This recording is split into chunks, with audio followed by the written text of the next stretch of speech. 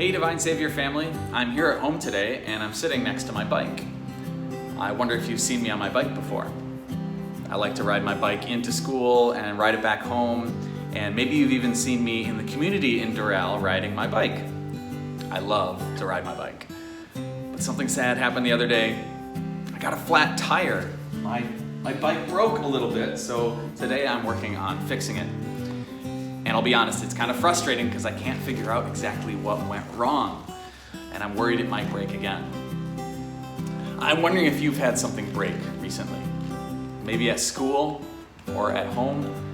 Maybe it was a toy that you like to play with or something that you like to use and it broke, and it's frustrating because maybe you can't fix it. Or maybe it's your body. Maybe you got hurt or maybe you got sick. And it just reminds me that we live in a world where things break. Things don't last forever.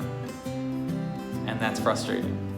Parents, kids, I think you can both understand that, right? That things break and things don't last forever. And that makes life frustrating sometimes. But I have some good news from the Bible today that I wanted to share with you.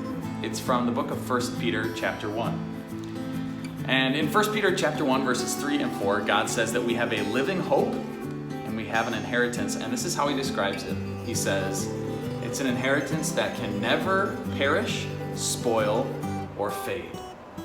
This inheritance is kept in heaven for you. This reminds me of two really awesome things that I wanted to share with you today. One, we can remember that when things break, we know that in heaven, nothing will ever break. No one will ever get hurt. No one will ever get sick. No one will ever die.